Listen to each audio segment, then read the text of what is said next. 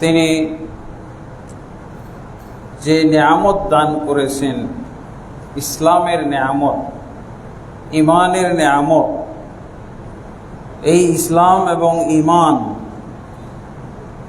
এর মাধ্যমে আল্লাহ তাবারক ওয়া তাআলা আমাদেরকে শক্তি দান করেছিলেন, আমাদেরকে ঐক্যবদ্ধ করেছিলেন। অথচ আমরা এই ঈমান এবং ইসলামের কথা ভুলে যাওয়ার কারণে বিভক্ত। আমরা সবাই মুখে মুখে বাংলা প্রবাদের মতো ব্যবহার করে থাকি, ঐক্যই শক্তি। কিন্তু ঐক্য শক্তি এটা আমরা ইসলামের আলোকে, কোরআনের আলোকে, নবী সাল্লাল্লাহু আলাইহি ওয়াসাল্লামের আদর্শের আলোকে বোঝার চেষ্টা করি।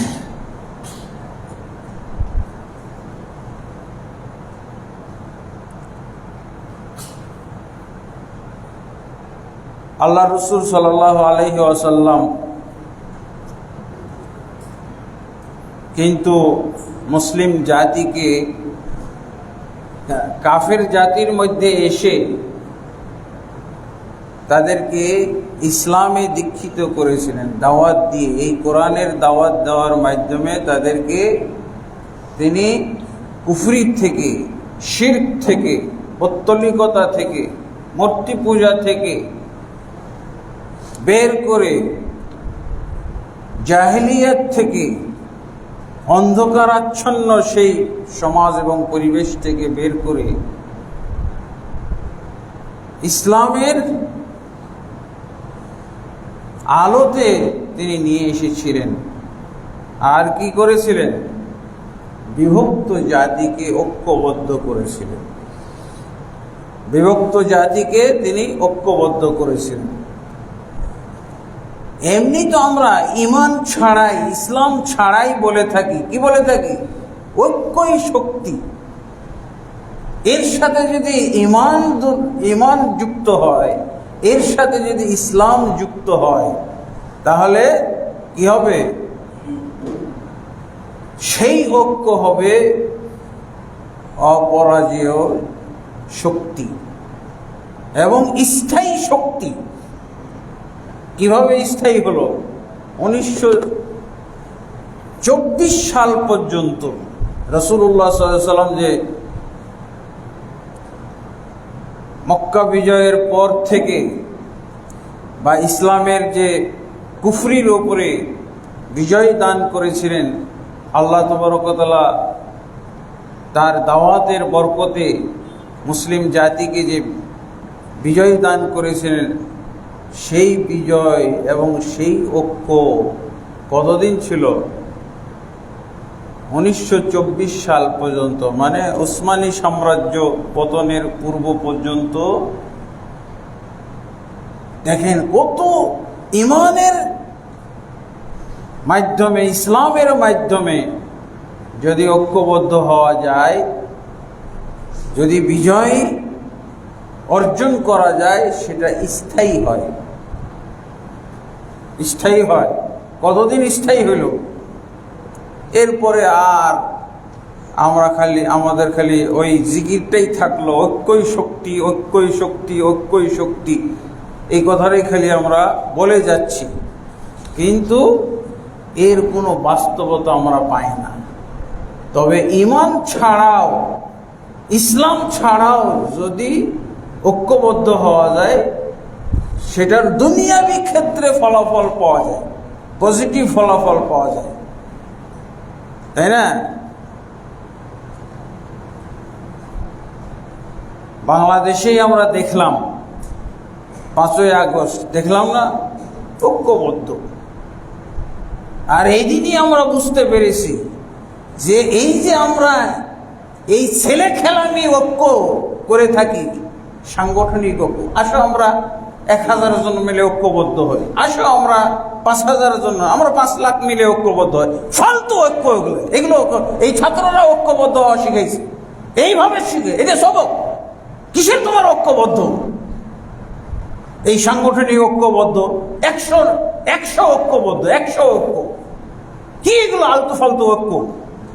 ওরা বলে আমরা সংগঠন করেছি, ঐক্যবদ্ধ হবে। ফালতু সংগঠন, কিসের সংগঠন, কিসের ঐক্যবদ্ধ? ঐক্যবদ্ধ শিখাইলো এই ছাত্ররা, শিখাইলো। এদের কাছে শিখো ঐক্যবদ্ধ হওয়া। ইসলাম ছাড়া, ইমান ছাড়া ঐক্যবদ্ধ হওয়া যায়। আর 4-5 জন মিলে, 5-10 লাখ মিলে ঐক্যবদ্ধ হইতেছে। দেখলেন তো আপনারা ঐক্যবদ্ধ সংগঠনগুলো, রাজনৈতিক সংগঠনগুলো কত ঝুলল, কত নির্যাতিত হইল, কত একবারে নিরাশ হয়ে গেছিল যে না, এদের সাথে এদেরকে আর পারা যাবে না। একটা শক্তি, আমরা তাদের সাথেও যদি ইমানি শক্তিটা থাকতো, ইসলামের শক্তিটা থাকতো, তাহলে আমরা ইতিহাসে দেখি কি, ইসলামের ইতিহাসে কি পাওয়া যায়? ইসলামের বিরুদ্ধে, মুসলিমদের বিরুদ্ধে যদি কাফেররা ঐক্যবদ্ধ হয়, অমুসলিমরা ঐক্যবদ্ধ হয়, এই ঐক্যরও কোনো দাম নাই, ঐক্যরও কোনো দাম নাই। ইসলামের ইমানের ভিত্তিতে যে সমাজ তৈরি হয়, যে রাষ্ট্র তৈরি হয়, এর বিরুদ্ধে অমুসলিম, এদের ঐক্য কোনো কাজে আসে না, এদের ঐক্যতে কোনো লাভ নাই। কারা বিজয়ী হবে? ইমানদাররা বিজয়ী হবে, ইসলামপন্থীরা বিজয় হবে, মুমিন বাহিনী বিজয় হবে। কাম মিন ফিয়াতিন কালিলাতিন গালাবাত ফিয়াতান কাসীরা বিইذنিল্লাহ। ইমানের ভিত্তিতে, ইসলামের ভিত্তিতে যে সমাজ, দেশ গঠিত হয়, এই যে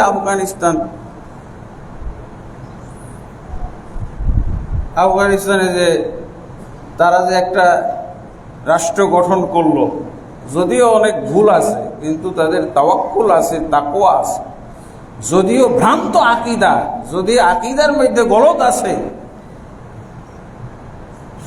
ইখলাস পরিপূর্ণ, 100% ইখলাস। আকীদা ভ্রান্ত, কিন্তু ইখলাস হলো 100%, যা ইসলাম মনে করেই করে। আকীদা ভ্রান্ত হলে ইখলাস 100%। ইখলাস থাকলে আল্লাহ তাদেরকেও কবুল করেন, তাদেরকেও দুনিয়াতে ফায়দা দেন। দুনিয়াতে যা চাই ইখলাসের মাধ্যমে তা কামাই করা যায়। কাফেররাও পাইছে ইখলাস, যখন তাদের ইখলাস যখন পাওয়া গেছে, তখন আল্লাহ তাবারক ওয়া তাআলা তাদেরকেও উপকৃত করেছেন। ওয়াইযা রাকিবু ফিল ফুলকি দাউল্লাহ মুখলিসিনা লাহুদ্দিন ফালাম্মা নাজ্জাহুম ইলাল বাররি ইযা হুম ইউশরিকুন।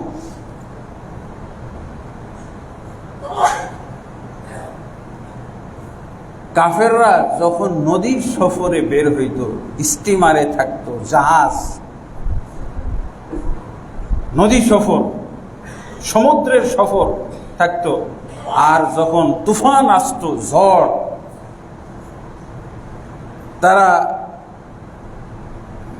বুঝে যেত যে আমাদের এখনই সলিল সমাধি হবে, এখনই আমাদের মরতে হবে, এখানেই আমরা ধ্বংস হয়ে যাব। তখন তারা কি করতো? দাউল্লাহ মুখলিসিনা লাহুদ্দিন, তারা আল্লাহর কাছে দোয়া করত, দিনকে খালিস করে দিয়ে, ইমানকে খালিস করে দিয়ে, খাঁটি খালেস,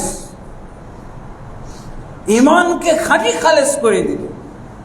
আল্লাহর প্রতি যতটুকু ইমান ছিল তাদের থাকতো, ওই ইমানটুককে খাঁটি করে ফেলত। তখন আল্লাহ কি করতেন? তাদের দোয়া কবুল করে নিতেন, তাদের স্বার্থ উদ্ধার করে দিতেন, তারা লাভবান হয়ে যেত, তারা পরিত্রাণ পেয়ে যেত, তাদেরকে আল্লাহ তাবারক ওয়া তাআলা সহি সালামতে ডাঙ্গায় পৌঁছে দিতেন। দেখছেন ইখলাস। কাফেরেরও যদি ইখলাস সুন্দর থাকে, ইখলাসের যদি পাওয়ার বেড়ে যায়, ইখলাসের যদি ডিগ্রি বেড়ে যায়, 100% হয়ে যায়, তাদেরকে দুনিয়াতে আল্লাহ উপকার দান করবেন, উপকৃত হইতে পারে। ইখলাস, তারা যতটুকু মনে বুঝেছে ততটুকুই দিন, আল্লাহর দিন মনে করেছে।